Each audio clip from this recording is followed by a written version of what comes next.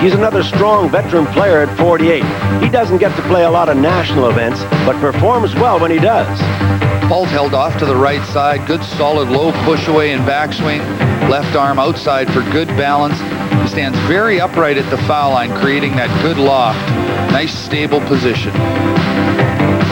Jim MacLellan from Sudbury, Ontario, is back for a second time in '84. He lost in the first round, but he's a good one. Last year, he was third in the Nationals and fifth in the Masters.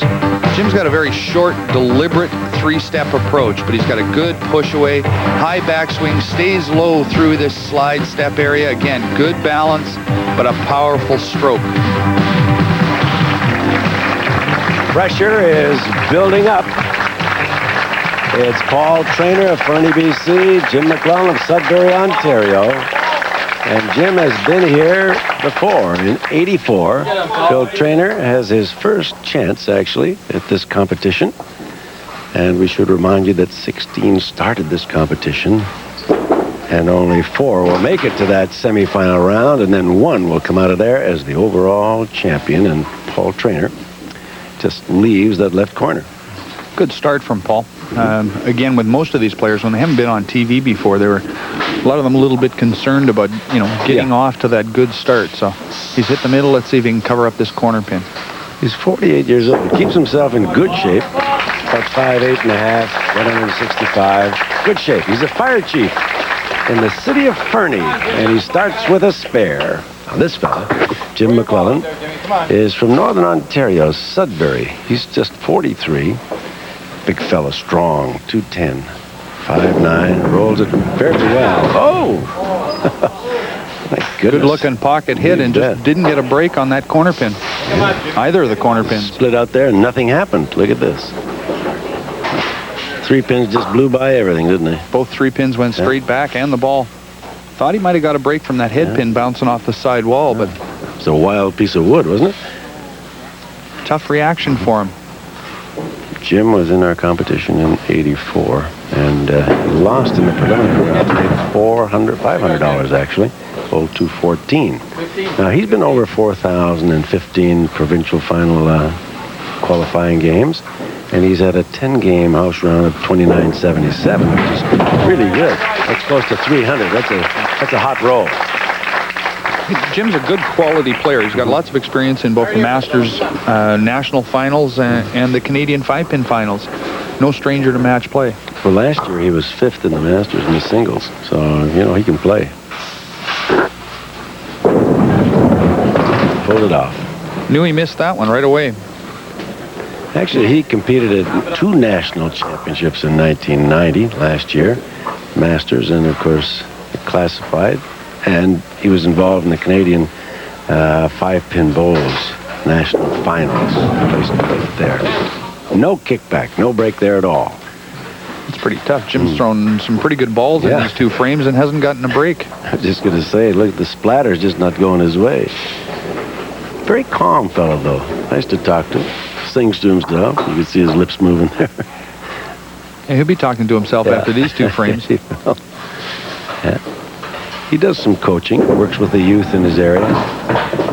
He's a minor at Inco in Sudbury, Ontario, and he goes through his first 2 frames at 28. Tough start, but it's early. The left corner pin was left by Paul Traynor in his first frame. Now he starts his second, but he's on a spare.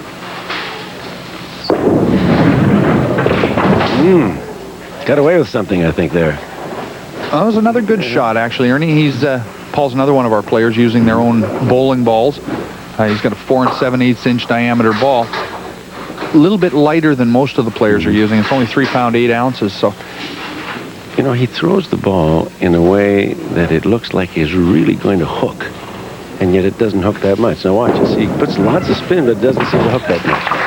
A little bit because of the speed, also a little bit because of the way he palms the ball and then just comes straight through it.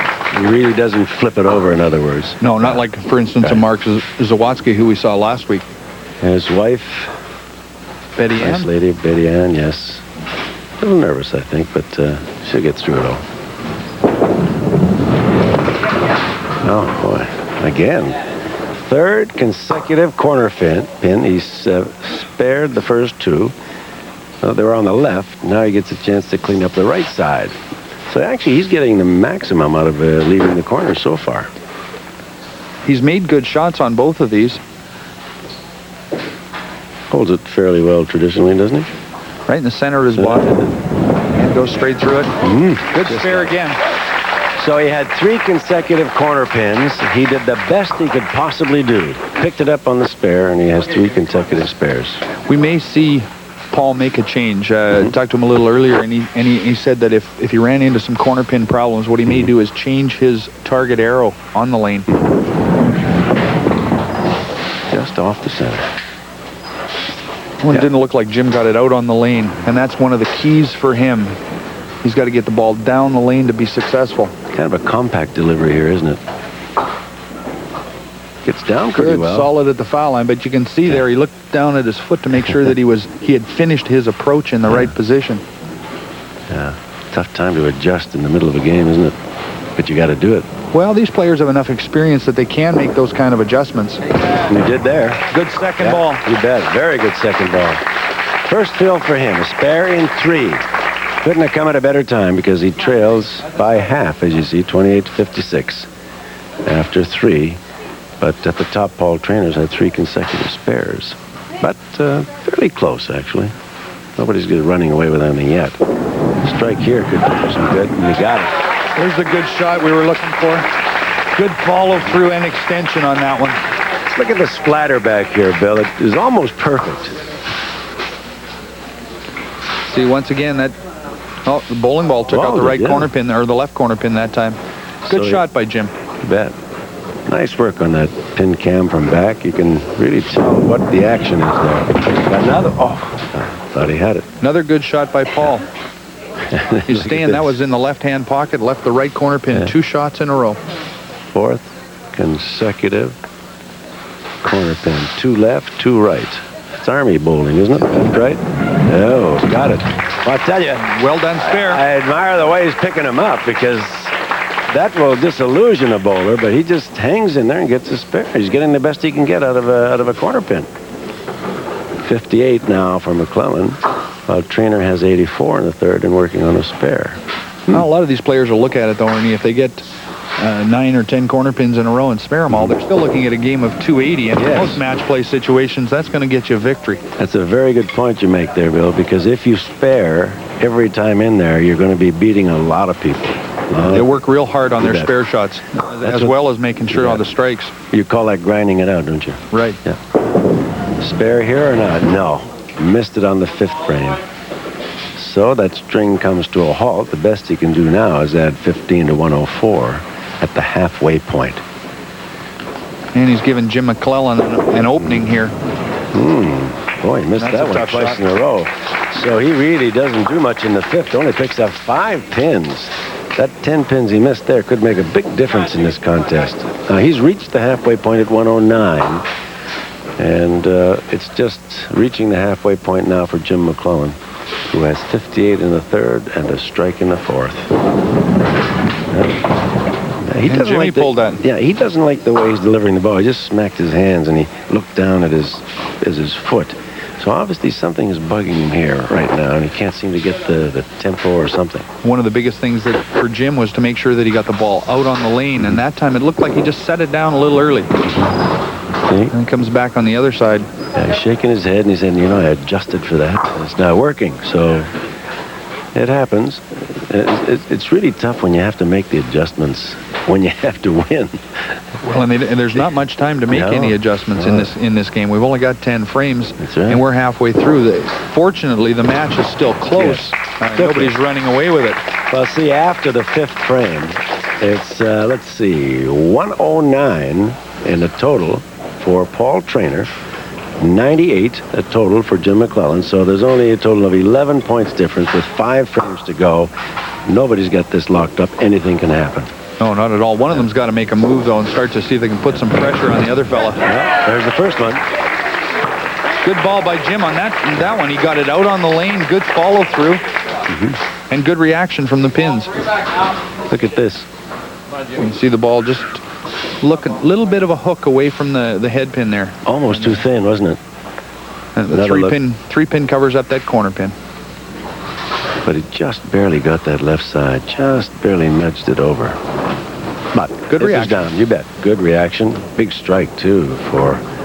See here if Paul Traynor can respond to that strike of Jim MacLellan's. Oh. That was a good-looking shot, and again, leaves that big split. I can't believe, look at his score here. He's had 4 consecutive corner pins, and he almost bombed in the 5th, and now in the 6th, he split it. Almost had that corner both ways. That wild pin. Lots of bouncing around from the head pin, but didn't help him out by knocking over either corner pin. First time he missed a corner. Could that be frustration? Oh, he's still in it, you know. Nobody's out of this game, so... Not at all. He could be getting a little frustrated, and that's always a danger when you start leaving a lot of corner pins, and especially on aces on a ball that he threw pretty well. Yeah, particularly when his opponent has a strike to work on in the 6th, as you see, and he has 122 in the 6th, and a split that he had to work on there. That was a tough break, but he's got 4 frames left. 7th frame now for Paul Traynor. Here's always the danger, Ernie, when you start to get a couple of bad breaks like aces and maybe a few corner pins in a row. Now you're going to try and make a change to see if you can get some strikes and force it out, huh? Force it a little bit, and the danger of missing the middle as Paul just did. But he gets the spare coming back. Yeah, that was a good one. Needed that. He had gone 3 frames without anything, 2 consecutives, and now in his 3rd he picks up spare. So this brings Jim MacLellan in here. And Jim, at 43, would just love to add this championship to his credit. He said he's been thinking about it for a long time. Uh-oh, got a double. That was a great ball by Jim. Good, solid work at the foul line and got the ball down the lane again, which is one of his keys.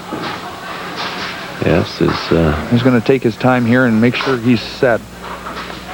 He bowls several games a week. You know, he said sometimes about 15 will be his average, and then he ups it certain times when he's going into a tournament. Done a lot of practice this last couple of weeks, he told me, because he's not bowling as much in league play. He's concentrating more on coaching the kids in the youth bowling program at Notre Dame Bowl in Sudbury. Well, he just took the lead here by about 11 points in the 6th. Needs to cover this up for a spare to keep that pressure on.